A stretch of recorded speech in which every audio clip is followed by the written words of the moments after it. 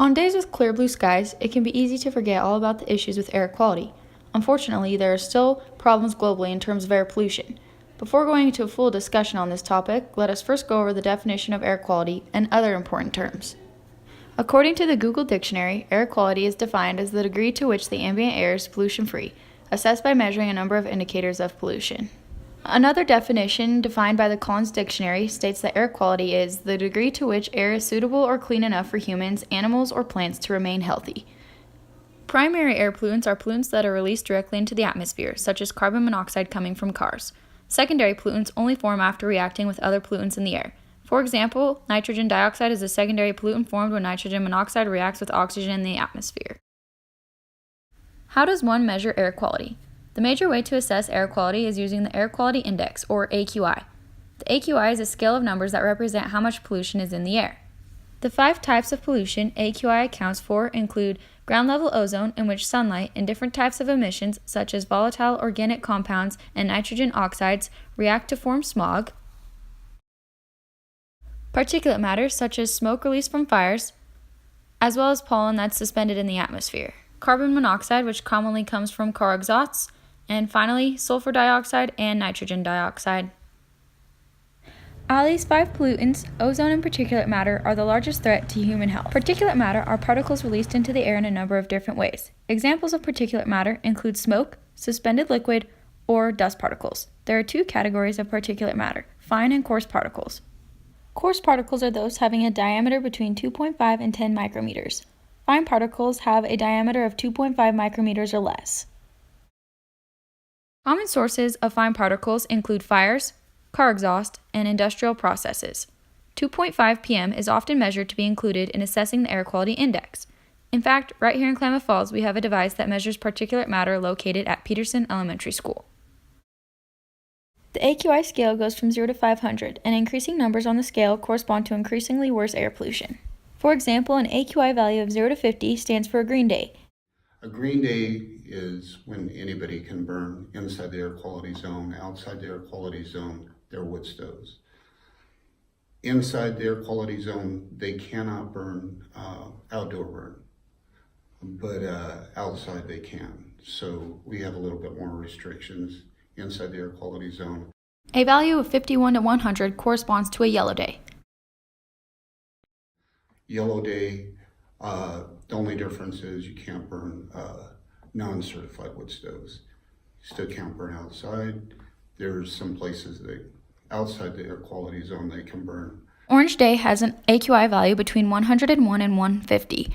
Conditions are unhealthy for elderly, young, or those with asthma. Me being someone that has asthma, as well as being a firefighter, I think that's tough to work with too, because that makes it harder to breathe for me. 151 to 200 indicates a red day. Red day, nobody can burn unless they have an exemption. And we also have Red Health Alert Day, where nobody can burn indoors or outdoors, even with an exemption. Sports are also often canceled on red days. How many days last fall did you have to cancel practices or adjust practice times or bring it inside? Sure, I'd say in 2018 in the fall we adjusted a dozen to maybe 15 practices. Yeah. And then about 3 competitions. AQI values from 201 to 300 are purple days, and outside conditions are extremely unhealthy. No one should be outside during purple days. Finally, rare values from 301 to 500 are hazardous days, indicated with the color maroon. Klamath Falls AQI is determined a little differently, as explained by Klamath County Public Health employees Lance Lindo and Jim Carey. For the most part, we assess temperatures, wind speeds, surface wind speeds, and mixing heights. As you may know, a lot of times when we have clear weather or stable weather patterns here, we generally, with the cold weather here, have inversions where we just don't have a whole lot of airlift, and creates a lot of air stagnation in this area. So we gather all that data in the morning, and based on all that information, and over the past few years, of course, weather's got a lot better as far as how they're reporting it, and that helps us out quite a bit as far as being able to make a pretty accurate call. So based on those numbers and what we see here, we make that determination based on the 24-hour period. And just to add, like mixing heights, if you're not familiar with them, we figure anything over 1,000 feet is good, because then it can release the smoke above the mountains and hills around here. But anything less than 1,000 feet we have to worry about, because the smoke just stays in. There's like a lid that hangs over us. What Jim Carrey was explaining is an air inversion in which warm air traps cold air and pollutants underneath it.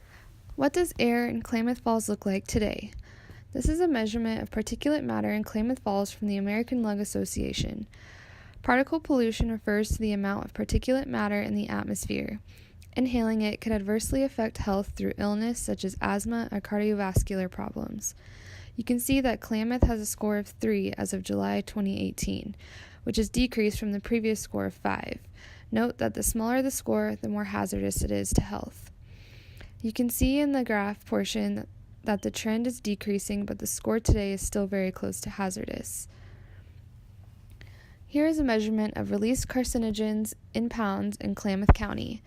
Recognized carcinogens are compounds with strong scientific evidence that they can induce cancer. The quantity is based on fugitive and point source emissions of 179 recognized U.S. Occupational Safety Administration carcinogens. Again, Klamath scored a fairly high number of 14,190. This trend is also decreasing, but still has effects on the community. Although studies show that air pollutants are slowly decreasing, here's the measurement of age-adjusted death rate due to chronic lower respiratory diseases in the South Central region, including Klamath and Lake counties. These diseases include asthma, emphysema, and other lower respiratory diseases per 100,000 population. Risk factors of this do include smoking cigarettes along with exposure to secondhand smoke, but also to the chemical irritants present in the air. These results were measured from 2015 to 2017. The score is 65.9 deaths per 100,000 population compared to the overall Oregon value of 40.2, the U.S. value of 40.9, and the prior value of 65.4. This is very alarming, especially since the average death rate has increased from the past and is significantly high. What are some ways to fix these problems? Klamath Falls has recently set stronger restrictions on the use of fireplaces, wood stoves, wood burning, fireplace inserts, and pellet stoves for the 2018-19 heating season. This also includes restrictions on outside or open burning county-wide. You can see here the advisory index and what you are allowed to use and not allowed to use during the green, yellow, and red index levels. You can see that under prohibited, in the green section is burning trash. In the red sections, fireplaces, non-certified wood stoves, and inserts are prohibited along with any outdoor burning. At the very bottom of this page reads, open or outdoor burning is allowed outside the air quantity zone except during yellow or red advisions. Prohibited materials include plastic, rubber products, garbage, and treated wood. Next is this passage reiterating the prohibited materials used for burning, which states any combustible materials including garbage, plastic, car parts, asphalt, petroleum, rubber, animal remains, and any handled food that produces dense smoke when burned is prohibited. Setting these standards is just a small step to fixing the level of pollutants in Klamath air. But we can show that the change-outs and the new wood stoves have really helped. Back in 1987, we had the worst air quality that the U.S. had recorded from wood stove smoke. Our PM10, right now we regulate PM2.5, our PM10 was at 789 parts per million. Wow. So our PM levels have dropped dramatically after that. We were required by 1990 to have an air quality program because of that. Wow. So in the last, and that was one day, and it happened just like, you know, we had snow on the ground, temperatures dropped, we had a week straight, and then, you know, the smoke kept building up. There was a lid on the basin, and the inversions were in, and the smoke didn't get out. So once the level in the basin had built up that high, EPA said, you know, we're not going to let that happen again. Right. So since then, we have not had any numbers that high. We did institute an air quality ordinance in 1990, and then since 1990, we keep getting better and better and better. They keep lowering the standards on us, and we meet the air quality standards, then it gets bad. There was a time in the 80s where you would drive up Shasta Way, and you would go through layers of wood stove smoke. You couldn't get out and run. You couldn't do anything at night in the basin. Aside from all the smoke and particulate matter that comes from the cars and wood stoves in the winter months, another big area of focus is wildfire season. It is no mystery that where there is smoke, there is fire, and vice versa. I hope you can see where I'm headed with this. Last year's fire season definitely was the most smoke that I've been around my entire lifetime, even though I'm a firefighter. Would you say that in the last 5 years, the fire seasons have been affecting the air quality more and more each year? The last 2 years, yes. Last 2 years? We have had bad smoke years other than the last 5 years as well. But the last 2 years, they're getting progressively worse. What seems to be a progression of worsening fire seasons is a result from years and years of fire suppression. In the late 1800s, as the timber industry began its boom, there was the Peshtigo fire, which at the time was a devastatingly large fire that resulted in the economic discussion of how we could conserve and better protect this natural resource. The result was creating national forests, which were set aside for the timber industry. Then came the establishment of the United States Forest Service to manage the lands in 1905. The management included fighting fires. And in 1910, in just 2 days, 3 million acres across Montana, Idaho, and Washington went up in flames. And in response, the Forest Service chiefs requested more hands towards the nation's policy of total fire suppression. The policy called to prevent fires and suppress fires as quickly as possible and as soon as they were started. This is where things went a little awry. The Forest Service chiefs argued that any and all fire in the woods was bad because it destroyed standing and economically valuable timber. Thus came everyone's favorite outdoor character to deliver the fire prevention message. As time went on, technology advanced and brought airplanes, smoke jumpers, and fire suppression chemicals, and with such advantages, fires could be fought anywhere, and they were. For nearly 100 years, fire suppression went on until researchers began to look into the ecological importance of fire in the 1960s, and increasingly demonstrated that fire was indeed a necessity. This then led to the radical change of Forest Service policy in the 1970s to the let burn policy, which encouraged people to let fire burn when and where appropriate. For instance, a natural caused fire like a lightning strike in a wilderness area not near residential areas. But by the time the change was made, it had already been so long that even 25 years after management changes, we are still experiencing the repercussions. Just driving around Klamath, you could just not see the lake, you couldn't see the mountain ranges, you couldn't see like past a mile visibility usually, and typically that wasn't the case a long time I ago. can actually recall, and I tell people that there was times where it was unsafe to actually drive. You almost had to stop. It was the thickest fog you've ever driven in. Because we prevented fire from running its natural thinning course, we have forests that are thicker than ever waiting to catch flame, and once they do, they burn hotter, faster, longer, all of which results in easier spreading of fires. These historical practices of forest management, combined with other patterns in the climate, have created these intense summer months where particulate matter exposure is increased. We asked the head women's soccer coach at Oregon Tech, Brandon Porter, what that meant for him as a coach and for his athletes, and how he thought the smoking during the summer months impacted the community. More directed towards your practice plans, do you think that the smoke affected how you want to develop our skills, technically or tactically? Yeah, a little bit, because obviously soccer to me is a skilled endurance sport, and so you can do some of the skill things, but you really don't get the endurance aspect if you're not tired. And soccer is a sport where you're always tired, so if you don't get that, you won't replicate the game. So yeah, I think that probably was definitely a factor. But do you think the smoke level is really serious, for our health, for anyone's health? I do. I think it's more damaging. It could potentially be more damaging down the road when we find out. Mm-hmm. You know, is it as bad as smoking a pack of cigarettes? I don't think so. Mm-hmm. Is it bad for people who already have asthma or chronic issues with their lungs? And yeah, I think it probably does affect them a lot more than people that have really healthy set of lungs.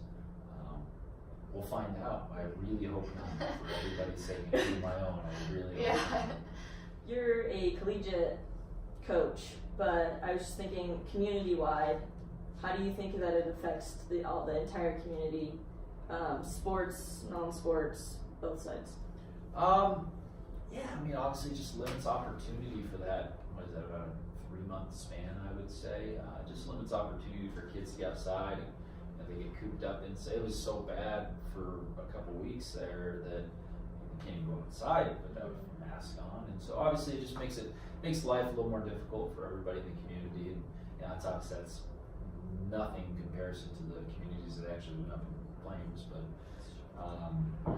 yeah, I think it really does affect the community. I think it honestly affects the morale and psyche, because I'm sure, as you guys probably remember, it was just, you get stir crazy sitting around and you feel like you're just in a bubble and you can't get out of it. And so I think it certainly affects the community in a lot of ways other than just their lungs. Yeah. Do you think that the local high school teams are affects their competition? Do you think it maybe damages their skill level? I guess it's a similar question that I had for us. Yeah, we have different standards too. So the NAI and Cascade Conference index is 125. And that's the limit, you can't participate? So it's for college, it's 150 and above, or 151 and above, you have to completely just end it. By NAI standards, yeah. And then from 100 to 150, you can do limited activity. For OSA, Oregon Scholastic Activities Association, their standard is 100, I believe. You have to cut it off at 100 and above. So it's a little bit different than ours, but in reality, I think we all as coaches there were very rare instances that we were between that 100 and 150. Either it was pretty good, below 100, and probably not doing a lot of damage, or it was well above 150, and it was like, that's no brainer. You gotta shut this down. So very rarely did we hit that middle ground. So what can you do to help minimize the amount of particulate matter and air pollution during the high exposure months? When we asked our volunteer interview subjects what they do and what you can do, these were their responses. They're not using the non-certified wood stoves, which really burn bad, and we make it a point that they use seasoned dry wood. That's really a big point. You gotta use dry wood, because if you have a good stove, good efficient stove, and use wet wood, it smokes just as bad. Whether it's doing more patrols, changing out more wood stoves, we do currently have some monies coming in that will change out 10 more wood stoves in the Klamath Basin and 5 in Chilliwack. So those monies will be here soon, so they'll be all set and ready to go for next year. What is 10 in the basin gonna do? Well, maybe not much, but any chance we get to tell people have dry wood or change out, don't use wood anymore. There are other ways that are more efficient than wood. We have natural gas, we have heating oil, we have electric oil, electric furnaces that are a lot they're more efficient than they used to be. It's a key factor, I think, to reach out and educate the public. There's still people out there that aren't completely aware of the program, so we try to work real hard on getting out there and making sure as many people as we can know about it. I recycle a lot. I'm very conscientious of picking up after myself and picking up garbage.